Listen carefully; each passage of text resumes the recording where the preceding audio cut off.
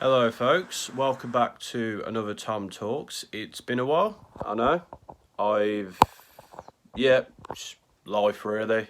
But yeah, I am back now, so you know what to do. Like, share, subscribe, comment, all that good stuff. And today we are going to be talking about Shang-Chi and Shang-Chi and the Masters of the Ten Rings. Yeah, almost got that wrong there. But yeah, basically saw that last week. It's been out for a while. Had stuff to do and stuff, which is why I've not got around to seeing it. But I've got around to seeing it now, so I'm going to talk about it. So this is the 25th film in the Marvel Cinematic Universe, and yeah, I was a bit disappointed by Black Widow, as you can see in my review on it, which I'll put down in the comments. And so going into this, I was a bit like, this sounds interesting, this could be cool, but I'm not 100% sure. We'll have to see. But I can safely say it was a fun, enjoyable film. I had a lot of fun with it. It differed things up a bit from the usual MCU tropes, like the kung fu, the action, the fist fights. It all felt very like realistic, because obviously, I mean, Marvel, it's usually lasers and swords and super powered beings, which obviously are not realistic.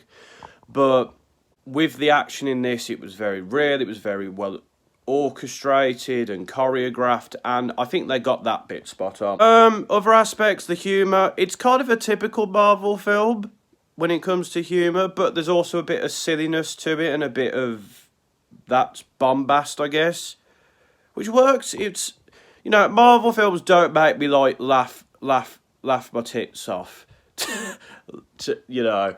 So it's not like something that's going to leave you like rolling across the cinema floor. But like, it's very good. It's funny. It does its thing. You have a few chuckles here and there. Cast, I didn't really know much of the cast, to be honest. The main actor Simu Liu, who plays Sean.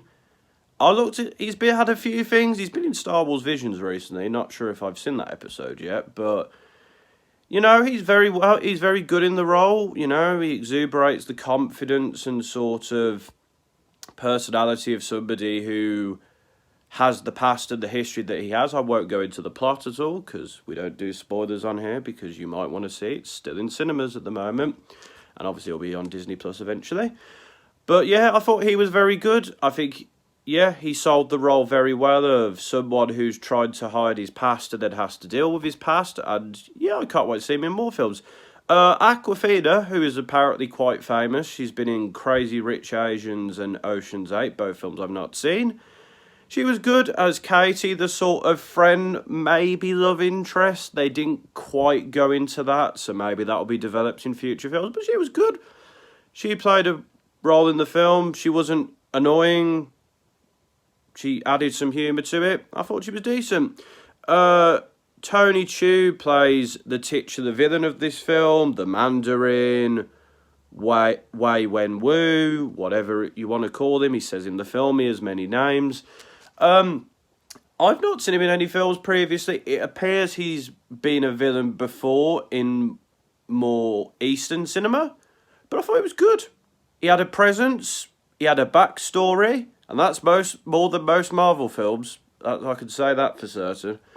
But I just thought he was very good. Like, you actually kind of were interested in the character. You cared about the character a bit. And when the character died, it was like, oh, okay, this is... You know, I'm not sad because, like, he's a bad guy. But, you know, you felt something. Which, you know, most Marvel villains is just like...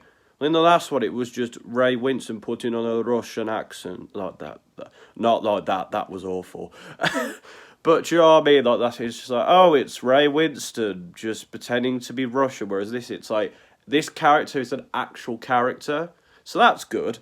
Marvel needs to do that more. And I think they have done it a bit more consistently recently. So hopefully more Marvel villains like that and less like Ray Winston.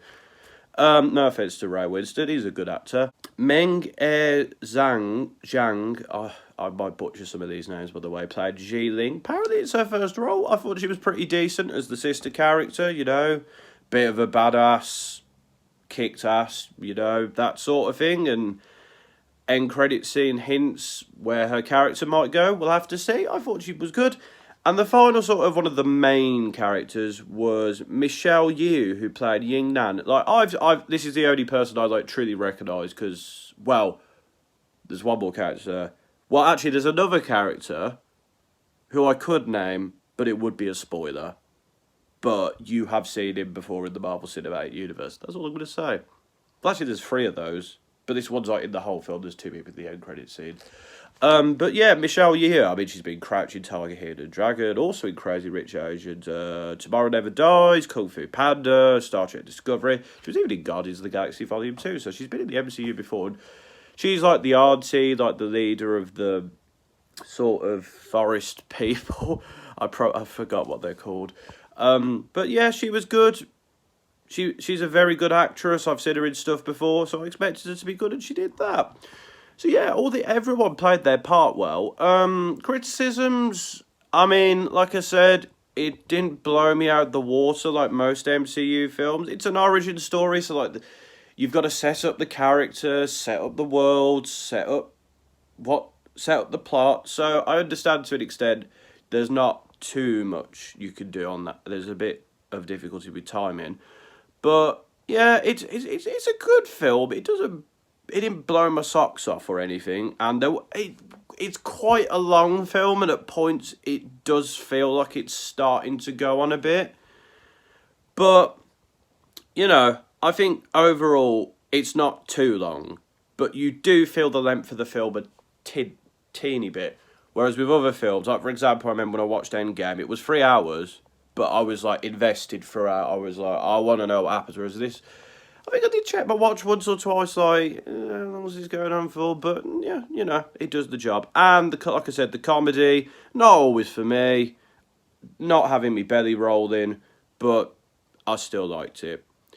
So yeah, overall, I'd probably give it a 7.5. And yeah, it's not in the cinema for much longer, so make sure you go see it if you want to go see it, of course. But that's my review. Let me know your thoughts in the comments. Like, share, subscribe. I've already said comment. I'm saying it again, just to remind you. And yeah, stay tuned for another Tom Talks.